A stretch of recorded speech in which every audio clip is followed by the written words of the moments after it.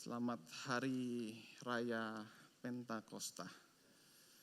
Kita bersyukur Roh Kudus boleh tercurah bagi setiap kita dan kita boleh menerimanya. Kita waktu percaya Yesus kita sudah menerima Roh Kudus di dalam hati dan pikiran kita. Nah, saudara-saudara, kita akan melihat bagian firman Tuhan dari Kisah Rasul pasal yang pertama ayat 12 sampai ayat yang ke-26. Kisah Rasul pasal yang pertama ayat 12 sampai 26. Kita akan membaca bergantian. Tema pada hari ini yaitu kuasa Roh Kudus. Ya, kita akan melihat Kisah Rasul pasal yang pertama ayat 12 sampai 26. Kita membaca bergantian. Saya membaca ayat 12, Bapak Ibu membaca ayat 13, demikian seterusnya hingga 26. Maka kembalilah rasul-rasul itu ke Yerusalem dari bukit yang disebut Bukit Zaitun, yang hanya seperjalanan Sabat jauhnya dari Yerusalem.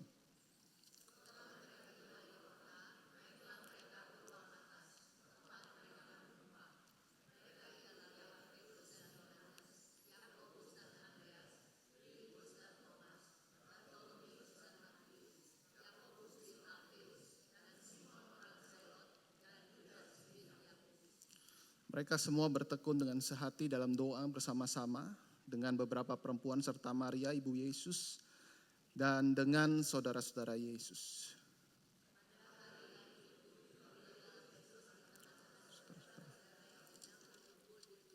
Kira-kira 120.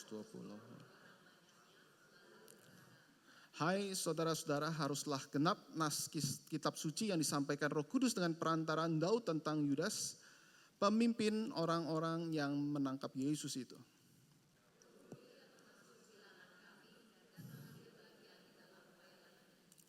Yudas ini telah membeli sebidang tanah dengan upah kejahatannya, lalu ia jatuh tertelungkup dan perutnya terbelah sehingga semua isi perutnya tertumpah keluar.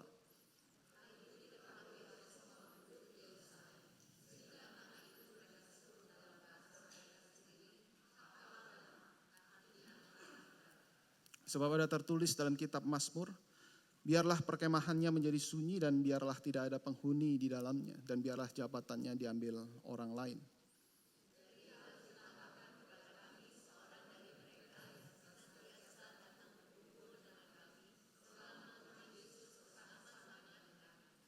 Yaitu mulai dari baptisan Yohanes sampai hari Yesus terangkat ke sorga meninggalkan kami untuk menjadi saksi dengan kami tentang kebangkitannya.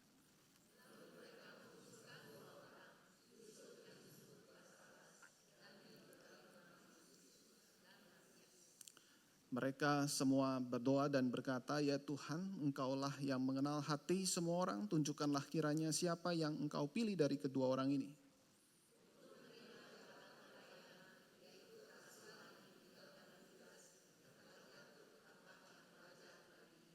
Bersama-sama ayat 26. Lalu mereka membuang undi bagi kedua orang itu, dan yang kena undi adalah Matias.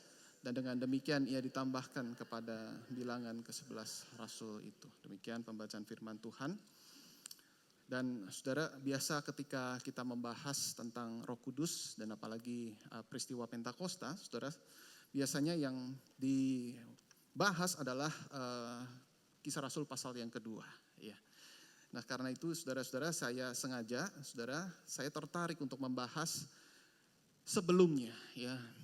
Peristiwa sebelum Pentakosta itu, dan pada saat itu Yesus sudah naik ke surga. Dan inilah perikop yang kita baca. Ya, bagaimana Roh Kudus boleh mempersiapkan semua itu sehingga ketika dia datang semua apa yang diperlukan sudah siap. Dan ketika kita melihat bagian ini, saudara, bukankah mungkin kita ada yang bertanya, bukankah Roh Kudus belum datang? Bukankah Roh Kudus belum datang? Lalu kalau kita kaitkan dengan temanya kuasa Roh Kudus, di mana kuasa Roh Kudusnya? Dan bukankah saudara Yesus sudah naik dan Roh Kudus belum datang?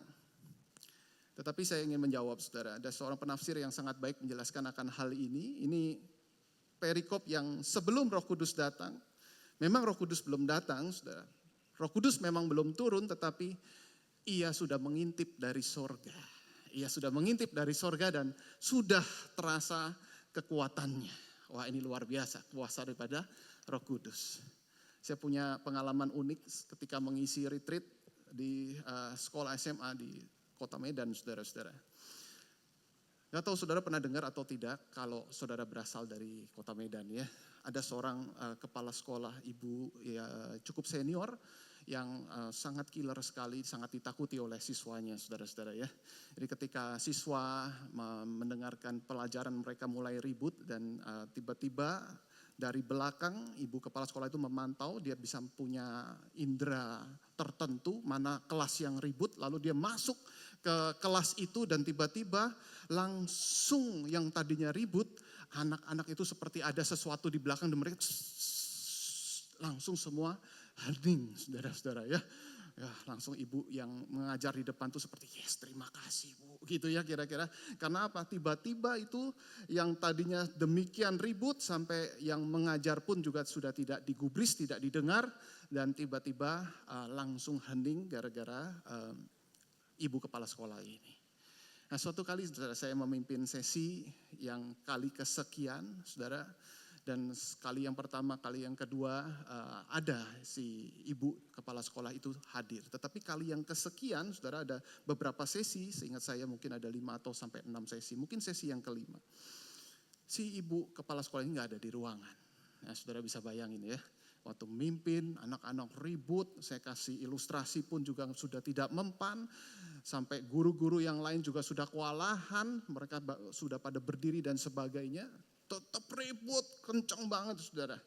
Waduh, ini saya juga sudah mulai mati gaya di depan saudara. Sudah mati gaya, saya sudah bingung sekali untuk gimana cara untuk menarik perhatian daripada siswa-siswa. Nah saudara, tiba-tiba apa yang terjadi di kelas itu, di ruangan itu, tiba-tiba ruangan pintu terbuka. Lalu tiba-tiba langsung semuanya siswa yang tadinya ribut berisik langsung hening. Dan saudara tahu siapa yang kemudian muncul? Si ibu kepala sekolah itu. Waduh, padahal si ibu kepala sekolah itu cuma membuka pintu, dia hanya mengintip dari belakang, dia cuma nongol sebentar, lalu kemudian begitu dia anak-anak sudah hening, lalu kemudian dia keluar lagi. Wah, ini saudara, kuasanya luar biasa ya, kuasanya luar biasa, hanya mengintip bulu kuduk sudah berdiri saudara langsung hening.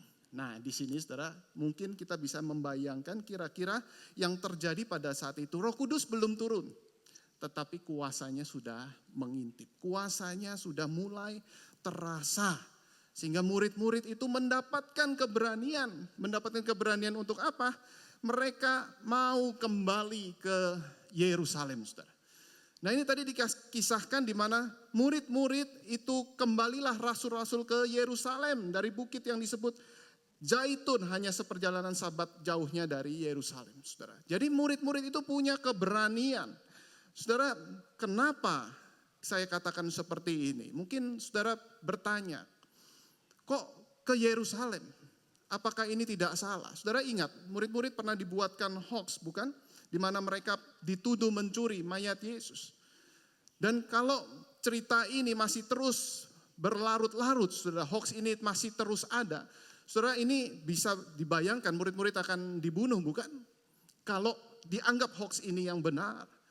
Dan mereka juga kemudian berani ke ruangan atas. Dipercaya ini adalah ruangan yang sama ketika Yesus melakukan perjamuan malam terakhir bersama murid-muridnya. Ya tapi kita tidak tahu pastinya seperti apa. Tetapi ada penafsir yang mengatakan akan hal ini, saudara. Bukankah ini sebuah peristiwa yang membuat mereka trauma? Saudara, kalau mendengar bunyi sirene, saudara, ada orang-orang tertentu yang masih ingat tentang pandemi, saudara. Tetapi ada orang yang sudah move on, udah lupakan saja pandemi. Tetapi bagi orang-orang yang punya masa lalu dan pengalaman yang sangat menyakitkan waktu pandemi, ini akan teringat di dalam pikirannya. Tetapi saudara bisa membayangkan bukan bagaimana murid-murid itu punya keberanian yang luar biasa. Jelas dalam 40 hari Yesus menampakkan diri bersama dengan mereka. Menampakkan diri berulang-ulang sehingga berangsur-angsur ketakutan mereka hilang. Ketakutan mereka terhadap hoax tersebut juga mulai hilang dan berangsur-angsur sudah sampai hari yang ke-40 kemudian Yesus naik ke surga. Di situ juga murid-murid mendapatkan kekuatan yang baru, saudara.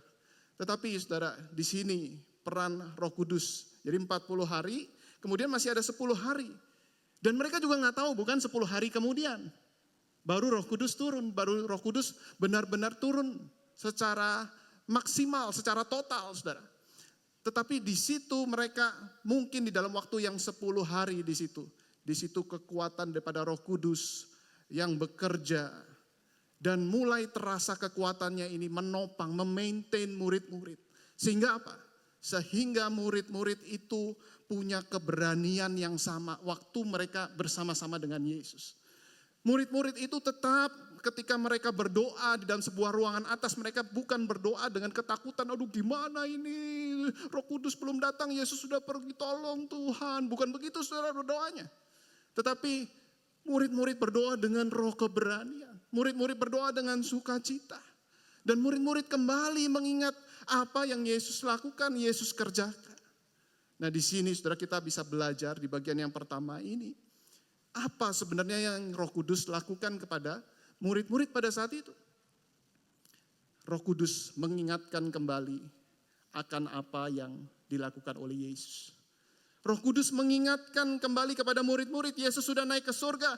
Roh Kudus belum turun secara maksimal, tetapi mereka diingatkan kembali untuk melihat kembali apa yang Yesus lakukan dan Yesus katakan. Mari kita lihat Yohanes 16 ayat 13. Di sini janji Yesus kepada murid-murid dan tergenapi ketika Roh Kudus turun. Dikatakan tetapi apabila ia datang, yaitu Roh kebenaran, ia akan memimpin kamu ke dalam seluruh kebenaran. Sebab ia tidak akan berkata-kata dari dirinya sendiri. Tetapi segala sesuatu yang didengarnya itulah yang akan dikatakannya. Dan ia akan memberitakan kepadamu hal-hal yang akan datang. Ia akan memuliakan aku sebab ia akan memberitakan kepadamu apa yang diterimanya daripadaku. Wah, di sini saudara kita bisa menyimpulkan bagaimana kerja Roh Kudus, bagaimana kuasa Roh Kudus dinyatakan. Roh Kudus tidak pernah berbicara untuk dirinya sendiri. Roh Kudus tidak pernah membuat visi bahkan mujizat untuk dirinya sendiri. Roh Kudus tidak pernah menyatakan kehebatan atau bahkan kemuliaannya kepada dirinya sendiri. Roh Kudus datang untuk apa? Memuliakan Kristus. Jadi ketika murid-murid pada saat itu diingatkan oleh Roh Kudus, diberikan kekuatan oleh Roh Kudus, diajak kembali Roh Kudus, lihat apa yang dilakukan oleh Kristus. Lihat apa yang Yesus pernah kerjakan bagi engkau. Apa yang Yesus pernah perbuat bagi engkau. Yesus pernah melayani engkau. Yesus pernah mengasihi engkau. Jadi yang Roh Kudus kerjakan adalah membuat orang-orang melihat, mengenal, kagum, menyembah dan memuliakan Yesus. Dan disitulah Roh Kudus bekerja dan kuasa boleh tercurah bagi setiap mereka. Nah di sini saudara-saudara kita melihat ada seorang yang sangat baik menjelaskan akan hal ini, yaitu Martin Lloyd-Jones. Di sini dikatakan sepertinya Roh Kudus itu bekerjanya adalah menyembunyikan dirinya. Dan dia selalu menaruh fokus kepada Sang Putra. Fokus on the Son.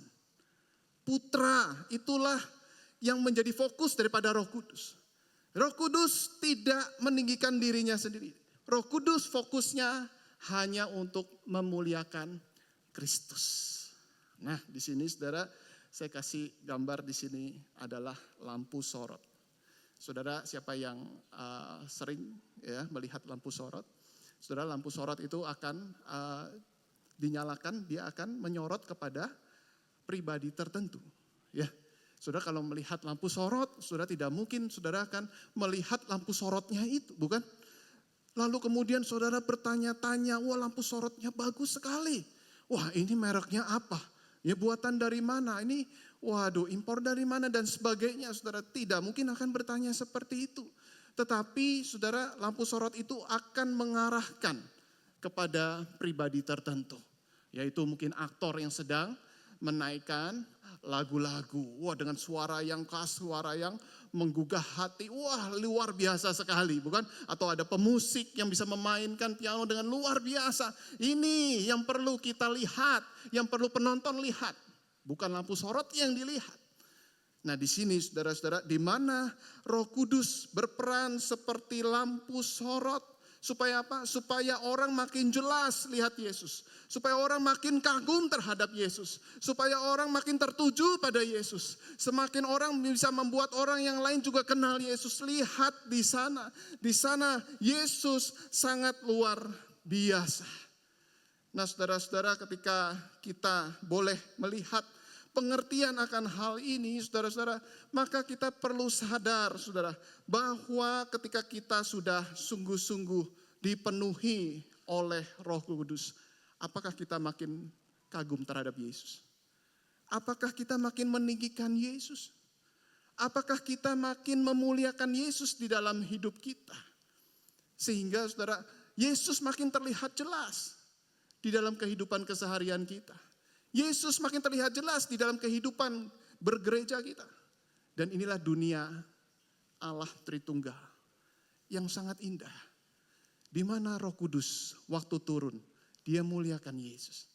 Dan saudara ingat, ketika Yesus turun, apa yang Yesus kerjakan? Penebusan betul, tetapi selain daripada hal itu, Yesus selalu bilang, aku datang untuk memuliakan Bapa. Aku datang untuk diutus Bapa. Aku datang untuk melakukan pekerjaan Bapa. Jadi ketika Yesus turun menjadi manusia, saudara, yang Yesus lakukan fokus sama Bapa. Aku datang untuk melakukan pekerjaan Bapa. Semuanya Bapa, Bapa, Bapa, Bapa, Bapa. Tetapi waktu Roh Kudus turun, Roh Kudus akan terus berkata, Yesus, Yesus, Yesus, Yesus kerjakan itu, Yesus kerjakan itu. Di situ murid-murid dapat kekuatan. Roh Kudus belum turun secara maksimal, di situ di-maintain dengan kekuatan daripada Roh Kudus untuk lihat apa yang Yesus lakukan. Termasuk mungkin kalau Roh Kudus bisa bicara audible. Pada hari ini, kalian ngapain sih ngerayain tentang aku? Gitu ya. Nggak usah diraya-rayain. Rayain Yesus saja. Sehingga waktu dalam iman rasuli, saudara, kalau kita perhatikan, perkataan aku percaya kepada Roh Kudus itu hanya satu kalimat. Sebelumnya aku percaya kepada Bapa. Kemudian Yesus panjang. Saudara, ini ada pengertiannya. Kenapa? Dan aku percaya kepada Roh Kudus, gereja yang kudus dan am. Udah hanya itu. Karena apa? Roh Kudus tidak perlu ditinggikan. Karena Roh Kudus mengajak kita untuk meninggikan Yesus Kristus. Ini apa? Diraya-rayain begitu ya. Dikasih puji-pujian semua tentang Roh Kudus. Terus kemudian slide-nya pakai tulisannya besar-besar pula begitu kan. Saudara, ini Roh Kudus kalau bisa ngomong audible, gak usah masuk begini ya. Dia menyembunyikan dirinya. Yang penting hanyalah Yesus. Yesus yang kita tinggikan. Yesus yang kita muliakan. Nah, sekarang kita masuk ke dalam bagian yang kedua. Kalau memang Roh Kudus itu mengingatkan tentang Yesus, saudara, kira-kira bagian perkataan Yesus yang mana yang murid-murid pada saat itu ingat apa yang Yesus katakan? Saudara, bagian ini, saudara, tidak mungkin lepas dari amanat agung Yesus Kristus. Bagian ini yang diingatkan oleh Roh Kudus, saudara. Mari kita lihat Matius 28 ayat 19. Karena itu, pergilah, jadikanlah semua bangsa muridku, dan baptislah mereka dalam nama Bapa dan Anak dan Roh Kudus. Lalu kemudian di dalam Kisah Rasul, saudara, mirip, saudara, dengan apa yang dikatakan oleh Yesus di Matius 28. Tapi kamu akan menerima kuasa kalau Roh Kudus turun ke atas kamu. Dan kamu akan menjadi saksiku di Yerusalem, seluruh Yudea dan Samaria sampai ke ujung bumi. Jadi apa yang dilakukan Roh Kudus tidak berlawanan dengan apa yang dilakukan oleh Yesus. Nanti kalau kamu terima kuasa dari Roh Kudus, kamu menjadi saksi di Yerusalem. Itu sebabnya rasul-rasul kembali ke Yerusalem. Yerusalem harus jadi base camp. Bersaksi mulai dari Yerusalem di tempat ini. Nah, di situ Roh Kudus mendorong mereka, mengingatkan, menguatkan mereka sehingga mereka punya keberanian yang luar biasa. Nah, Saudara, kalau kita bisa mendramatisir, Saudara, pada saat itu Petrus berdiskusi bukan dengan murid-murid yang lain. Atas kuasa Roh Kudus, Petrus sudah bukan Petrus yang pecundang dulu. Yesus sudah menampakkan diri pada Petrus dan kemudian di-maintain oleh Roh Kudus. Sehingga menjadi pemimpin yang luar biasa, Saudara. Nah, Saudara, apa yang dibahas di sini? Kalau menjalankan amanat agung Yesus Kristus tadi, berarti butuh kendaraan untuk bisa mencapai goal tersebut, bukan? Tetapi kita ada masalah. Di mana Yudas sudah mati. Yudas sudah bunuh diri. Nah, di sini gimana caranya? Ya, ada nggak yang dapat surat dari Yesus, surat wasiat? Kira-kira Yesus pengennya bagaimana? Siapa yang ditunjuk? Kira-kira begitu, Saudara, ya. Nggak ada, semuanya nggak ada. Nah, kalau begini gimana solusinya? Nah, saudara-saudara, ini suatu perdebatan yang mungkin kalau kita ada di dalamnya, ini gak gampang untuk bisa mengatasinya. Kalau misalnya tetap 11 aja jalan, kira-kira kenapa? Kenapa gak 11 aja? Saudara pernah berpikir seperti itu bukan? Daripada nanti dapat satu lagi seperti Yudas. Wah, ini repot bukan? Dapat lagi bahkan lebih jahat daripada Yudas, saudara-saudara. Waduh, ya ini kan bisa menyisakan pengalaman traumatis ketika di dalam teamworknya tertentu ada orang yang berkhianat. Wah, ini gimana ini solusinya? Wah, udah gak ada yang dapat surat wasiat daripada Yesus pula. Kalau ada Yesus, ingat peran Roh Kudus adalah mengingatkan kembali apa yang Yesus mau. Dan Yesus mau dengan 12 murid ini. Tetapi sayang tinggal 11. Yesus cuma mau dengan 11. Tetapi Petrus ini luar biasa bijaksana. Saudara, apa yang dilakukan oleh Petrus? Dikatakan bahwa di ayat yang ke-16. Haruslah genap nas kitab suci. Gak ada Yesus firman Tuhan dong. Firman Tuhan jadi standar. Firman Tuhan ngomong apa? Firman Tuhan ngomong apa? Untuk kita bisa melangkahkan kaki di depan. Firman Tuhan ngomong apa supaya kita bisa make decision? Oh, langsung Petrus teringat. Haruslah genap kitab suci. Ayat 17 yang B dikatakan. Sebab tertulis dalam kitab Mazmur. Biarlah jabatannya diambil orang lain. Dan sebelumnya juga ada perkemahannya biar menjadi sunyi. Oh, ini di dalam Mazmur. Petrus benar-benar mengerti isi kitab suci. Dan atas pimpinan Roh Kudus, betul-betul Petrus itu dipimpin untuk bisa menemukan apa yang sesuai, yang pas. Ini standarnya seperti ini. Sehingga kita lihat, di dalam sebab tertulis dalam kitab Mazmur, di dalam Mazmur 109 ayat yang ke-8. Ya, dikatakan apa yang dikatakan di dalam Mazmur? Biarlah umurnya berkurang, biarlah jabatannya diambil orang. Wah, pas, match. Dari Mazmur ngomongnya biar umur berkurang, jabatannya diambil orang. Ini tentang Daud, bagaimana dia berhadapan dengan orang-orang pendusta. Dia marah sekali. Dia hanya berseru kepada Tuhan. Dan di sini dikatakan, biar umurnya berkurang, jabatannya diambil orang. Berarti jabatannya harus diambil orang. Berarti tetap 12 bukan? Harus tetap 12. Meskipun kita bisa cocok logi dengan 12 suku, 12 murid. Oh, ini mungkin 12 itu biar sama dengan perjanjian. Betul juga, Saudara. Tetapi bukan hanya kita cocok logi, tetapi di sini kita melihat apa yang menjadi basic di dalam kitab suci. Biar jabatannya diambil. Oh, berarti harus cari orang lain. Berarti harus cari orang lain di sini. Dan kemudian dicarilah orang yang punya hati seperti murid yang sudah ada 11 itu. yang mereka kenal Yesus, mereka tahu Yesus, mereka meninggikan Yesus, memuliakan Yesus di situ. Lalu kemudian terpilihlah ada 2 nama, saudara.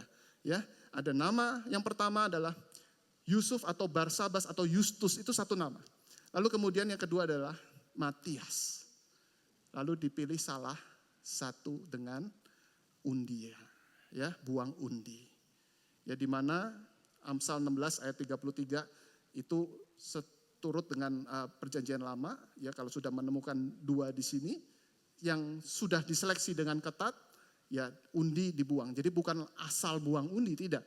Tetapi karena ada 2, maka undi dibuang di pangkuan, tetapi setiap keputusannya berasal daripada Tuhan. Ya, jadi di sini Tuhan bekerja dengan undi yang dibuang. Tapi mungkin kita bisa bertanya, ya kenapa enggak dua-duanya diambil? Dua-dua bagus. Ya. Dua-dua bagus. Saudara kalau nemuin ada 2 orang begini ya, kita langsung, wah ini dua-duanya.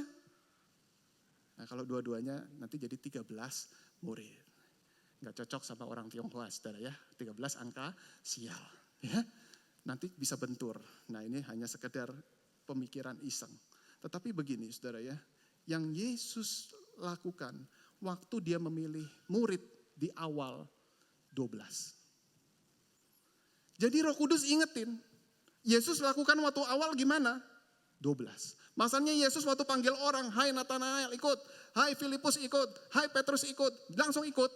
Tetapi waktu Yesus sudah naik ke surga, enggak bisa Petrus, hai gini, enggak bisa. Jadi dia harus mencari cara, gimana cara pilihnya. Yesus sudah naik ke surga dan ada kitab suci. Saudara-saudara ini indah sekali. Yesus sudah naik ke surga, Roh Kudus pakai firman Tuhan.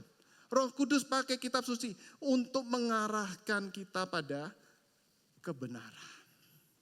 Dan di situ saudara tetap 12. Kamu mau dapat 2, mau dapat 3, pilih 1. Jadi yang Yesus pilih 12, ya kita pilih juga 12. Ya.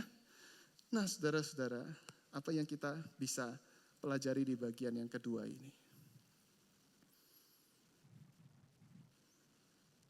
Untuk mempersiapkan turunnya pribadi Roh Kudus. Kemudian peristiwa Pentakosta terjadi, kebangunan besar-besar. Kemudian amanat agung Yesus Kristus bisa jalan, saudara. Yesus dan Roh Kudus sama cara kerjanya. Memanggil 12 murid. Yesus 12 murid, Roh Kudus juga mempersiapkan 12 murid. Tidak ada yang match antara Roh Kudus dengan Yesus. Roh Kudus juga ternyata memulai dengan 12 murid. Disinilah saudara filosofi pelayanan pemuritan yang dikerjakan oleh Yesus juga Roh Kudus. Jadi kalau kita perhatikan saudara, kita melihat Roh Kudus, wah kerjanya besar-besaran saudara. Itu nanti. Tetapi Roh Kudus juga bekerja mulai dari awalnya adalah 12. Sehingga Matias masuk menggantikan Yudas. Ayo kita start. Kita mulai dari awal, sudah dari 12 murid. Mereka diutus, bersaksi, mereka menginjili, mengajarkan kebenaran firman Tuhan. Lalu kemudian mereka melayani bersama. Sampai muridnya itu punya murid lagi. Kemudian muridnya itu kemudian bersaksi lagi. Kemudian bersaksi, kemudian mengajarkan kebenaran. Sampai muridnya itu juga sama-sama bertumbuh. Kemudian muridnya lagi, kemudian diutus lagi. Kemudian yang diutus lagi, kemudian menginjili lagi. Yang diinjili lagi, kemudian terus bertumbuh. Terus demikian saudara-saudara. Sampai di zaman perjanjian baru dan sampai gereja-gereja mula-mula. Kalau kita perhatikan di dalam 2 Timotius 2 ayat yang kedua. Ini surat Paulus kepada Timotius. Sama cara kerjanya. Apa yang telah engkau dengar daripadaku di depan banyak saksi. Percayakanlah itu kepada orang-orang yang dapat dipercayai. Yang juga cakap mengajar orang lain. Sama. Yesus melakukan hal yang sama. Roh Kudus juga memulai start yang sama. Dan Paulus juga melakukan itu kepada Timotius. Semua sama, saudara. Sehingga cara kerja Roh Kudus ketika kuasa dinyatakan, bekerjanya seperti itu. Apa yang kamu lihat dia bisa mengerjakan atau cakap mengerjakan kepada orang lain, itu yang menjadi fokus daripada pemerhatianmu. Itulah yang dinamakan dengan pemuridan, discipleship. Ada percakapan fiktif. Waktu Yesus balik ke surga, saudara-saudara disambut sama malaikat. Waduh, bos pulang. Oh iya, gimana bos, kabarnya bos? Udah kelar misinya. Oh sudah kelar misinya, misi yang diberikan Bapak kan. Iya. Oh jadi seluruh dunia sudah mendengar Injil, amanat agung sudah dikerjakan semua? Ya belum. Loh, belum ya. Kalau gitu yang sekarang mengerjakan tugas itu siapa bos? 11 murid. Si malaikat itu garuk-garuk kepala sedikit amat. Yang bener aja bos. Coba bos, ada cara lain gak? Kalau ada cara lain, kayaknya ada yang lebih baik deh. Daripada ngandelin cuma 11 murid itu. Lalu Yesus, dia dengan sombongnya berkata, maaf, gak ada cara lain. Ditinggal pergi malaikatnya, saudara ya. Ini percakapan fiktif ya. Maaf, tidak ada cara lain. Aku mempercayakan kepada 11 muridku itu. Kalau gagal gimana bos? Maaf, tidak ada cara lain. Saudara, luar biasa sekali saudara. Ini cara Yesus. Sehingga seorang yang bernama Robert Coleman, dia berkata begini. Perhatian Yesus itu bukan pada program untuk menjangkau orang banyak. Melainkan pada orang yang akan diikuti oleh orang banyak. Perhatian Yesus bukan pada program. Perhatian Yesus hanya kepada 11 murid itu. Dan dia tahu dari 11 itu akan menjangkau seluruh dunia. Segala bangsa, saudara, akan bertekuk lutut untuk menyembah Yesus. Dia percaya 11 murid itu melakukan sesuatu yang besar. Dan itu sebabnya saudara, go small. Itu menjadi satu yang penting. Yesus fokus kepada 11. Yesus fokus menginvestasikan hidupnya 3,5 tahun kepada 12 murid itu. Satu berkhianat. Dan Yesus juga pakai satu itu untuk menggenapkan apa yang sudah dirancang oleh Bapa untuk mati di atas kayu salib. Yesus fokus kepada 11 murid. Berbagi hidup, mengajarkan kebenaran firman, melayani bersama. Dan ketika Roh Kudus juga turun, dia menyatakan kuasanya bagaimana menjangkau orang banyak. Juga fokus terhadap orang-orang yang mungkin hanya kecil sekali di dalam kelompoknya, tetapi punya hati sebagai murid untuk meninggikan Tuhan dan mau bertumbuh. Dan di dalam orang-orang yang sedikit, kita bukan hanya go small, tetapi juga harus go deep. Dari small dan deep di sini, saudara, akan makin lama makin besar.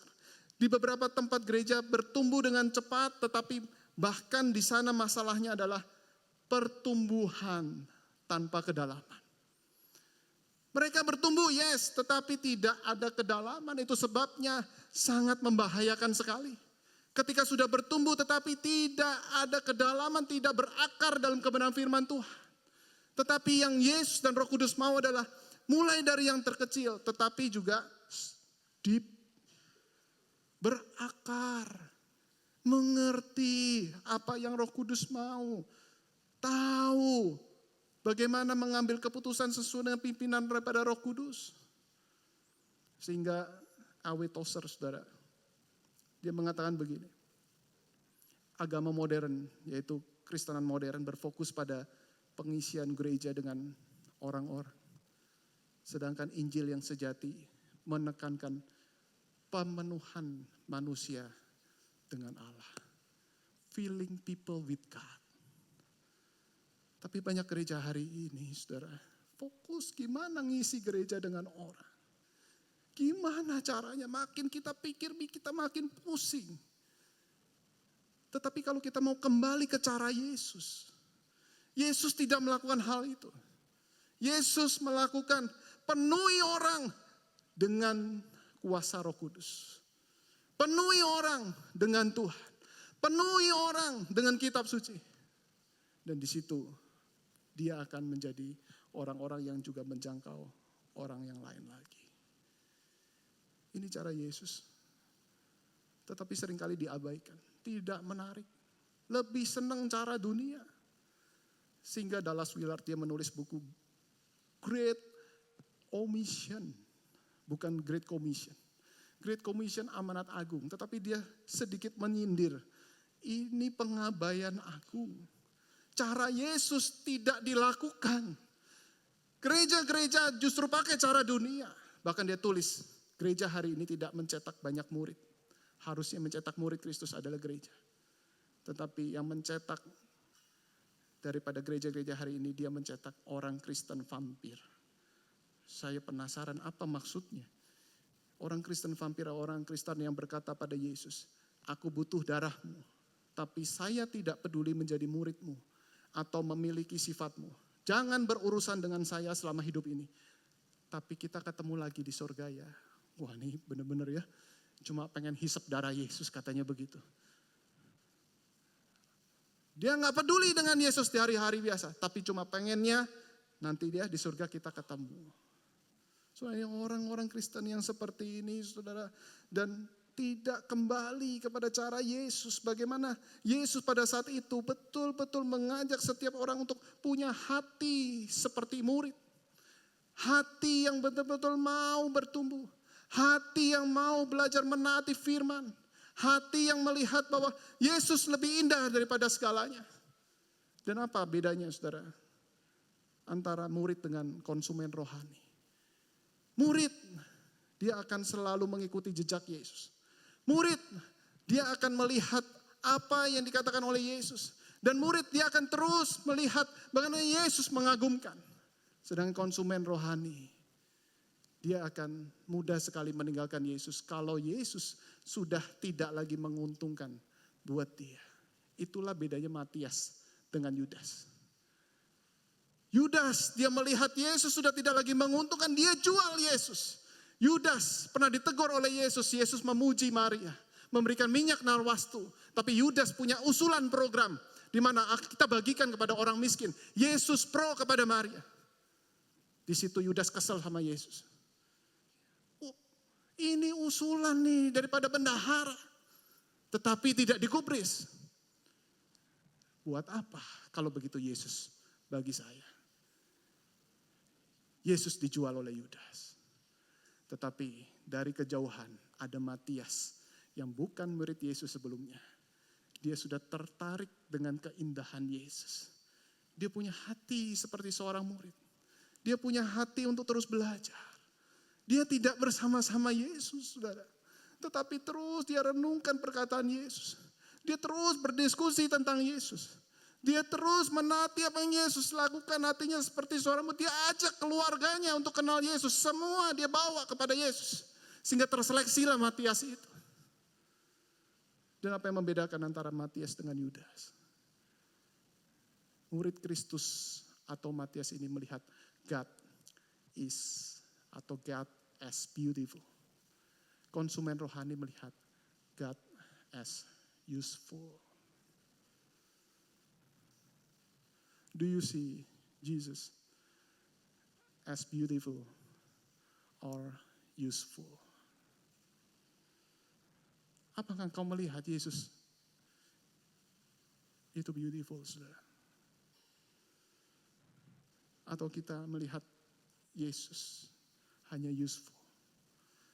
Kalau saya ada kepentingan, saya baru datang kepada Yesus. Dan saya pengen doa saya dijawab oleh Yesus. Saya pengen Yesus memberkati saya.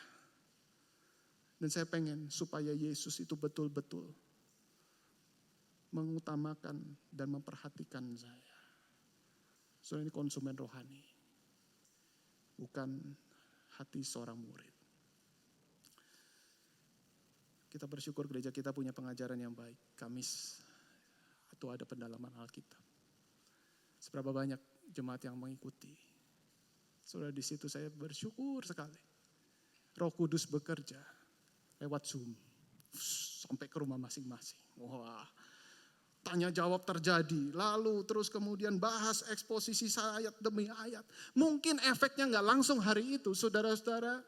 Langsung ketika engkau sakit langsung dapat kesembuhan, ketika engkau miskin dapat kekayaan, tidak langsung di situ. Tetapi saudara, sedikit demi sedikit kita mendapatkan hikmat, kita mendapatkan pembekalan, sehingga waktu mengambil keputusan ingat firman Tuhan berkata apa? Itulah Roh Kudus. Roh Kudus membawa kita untuk mengerti kebenaran. Roh Kudus membawa kita untuk makin tahu dan kita makin berani memutuskan kebenaran. Itu fungsi Roh Kudus. Sehingga kita makin memuliakan Kristus di dalam hidup kita. Dan luar biasa sekali saudara-saudara, ketika kita punya kegiatan yang seperti ini. Artinya gereja kita gereja yang sehat. Yang mengutamakan kebenaran, pengajaran menjadi pondasi untuk kita bisa bertumbuh. Suatu kali ada seorang ibu yang menjalankan hidup sehat, saudara-saudara. Ibu ini ditinggal oleh suaminya karena suaminya sakit, maka dia terinspirasi untuk hidup sehat. Dan suaminya meninggal dan kemudian ia menyewa sebuah kios. Dan kemudian dia olahraga dan kemudian dia pengen sekali untuk berbagi dengan masyarakat. Ya, dia sewa sebuah kios, lalu dia pengen jualan jus, ya, saudara ya. Dan tulis kiosnya itu ya, jus sehat. Wah, siapa yang mau hidup sehat? Wah, terus kemudian dia sudah lakukan, dia campur kubis, wortel, daun herbal dan bayam dan sebagainya. Wah, kemudian diterapkan di dalam jus yang dia akan jual itu. Pelanggan mulai datang, kemudian menyukai minuman yang dibuat. Makin lama makin banyak. Dia senang dong ya. Makin lama makin laris. Namun kemudian satu pelanggan, dua pelanggan mulai usul. Bu, enak loh jusnya. Tapi kalau dikasih susu krim ya, ini pasti lebih enak. Ya, percaya deh. Nah, lalu dikasih susu krim. Ya, kan betul kan? Makin banyak kan pelanggannya kan? Lalu kemudian usul lagi ya. Kalau dikasih sirup, dikasih coklat, wah ini tambah enak ya. Waduh ini makin tambah enak, pasti makin laris. Nah, kemudian dikasih, saudara ya. Kemudian tambah banyak lagi. Kasih permen, tambah nikmat lagi. Kasih permen, saudara ya. Kasih banyak tambah-tambahan, saudara. Lalu kemudian semakin banyak udah mulai bisa buka cabang. Pelanggan-pelanggannya itu datang komplain. Bu, dengar nggak? Si itu loh tambah gemuk. Si itu loh kena diabetes. Bu, si itu loh kena sakit gula gara-gara minum jus ibu. Si ibu langsung tek dengan kerendahan hati. Dia doa sama Tuhan. Ini bukan visiku yang semula. Ternyata dia cek pelangnya udah ganti, bukan jus sehat lagi. Jus nikmat. Tadinya jus sehat, habis itu diganti jus nikmat, saudara-saudara. Nggak bisa begini. Nggak bisa. Terus kemudian dia ganti pelangnya, jus sehat. Semua permen dia buang. Kembali kepada jus sayur-sayuran itu. Dan si pelanggan itu berterima kasih. Pelanggan itu kemudian bukan makin sedikit dan berdatangan kembali. Tetapi yang mau jelas hidupnya apa? Makin sehat. Di mana yang lain jual jus nikmat udah banyak, tetapi di sini yang jus sehat itu betul-betul membawa kesehatan bagi orang-orang yang minum. Akhirnya makin lama makin banyak, saudara-saudara. Dan Roh Kudus kuasanya bekerja secara efektif di gereja yang sehat, bukan gereja yang nikmat. Kita sebagai murid, sebagai jemaat, saudara jangan terus menerus. Kita kepengen manis-manis itu, saudara, permen, coklat, sirup dan sebagainya. Mari kita dukung gereja yang menekankan ajaran yang sehat. Makanan yang sehat mungkin sulit dicerna. Tetapi saya percaya makanan yang sehat itu akan mempertumbuhkan akan kesehatan rohani kita. Keluargamu akan semakin sehat di dalam kerohanian. Relasimu juga akan semakin sehat. Kenapa? Karena kita sudah terbiasa untuk hidup sehat di dalam ajaran firman Tuhan. Jangan makan yang manis-manis. Nanti bisa kena diabetes rohani. Bilang kanan kiri, jangan makan manis-manis, nanti kena diabetes rohani. Makanlah makanan yang sehat, supaya tubuh kita kuat. Dan makanan yang sehat, pengajaran firman Tuhan. Pengajaran firman Tuhan, mulai dari siapa yang punya hati terlebih dulu yang mau. Itulah hati seorang murid. Yesus tidak menggubris semuanya. Kasih makan 5.000 orang, setelah itu dia tinggalkan. Dia fokus sama 12 murid. Karena 12 murid ini yang mau punya makanan yang sehat. Yesus supply terus. Sehingga dari 12 murid ini, dia menjangkau untuk murid-murid yang lain. Apakah kita merindukan kebangunan boleh terjadi dalam gereja kita? Kebangunan rohani boleh terjadi di dalam keluargamu. Posisikan kita seperti sebelum Pentakosta ini. Murid-murid tidak tahu kapan Roh Kudus itu datang secara maksimal. Tetapi dia sudah mempersiapkan. Sehingga waktu Roh Kudus hadir, betul-betul itu menjadi satu kegerakan yang maksimum untuk Injil diberitakan. Kita, Roh Kudus sudah datang. Roh Kudus sudah hadir di dalam hati kita. Roh Kudus sudah hadir dalam gereja kita. Roh Kudus sudah hadir dalam keluarga kita. Mari kita menekankan akan ajaran yang sehat. Makanan yang bergizi, yaitu firman Tuhan. Mari kita tunduk kepala, kita berdoa.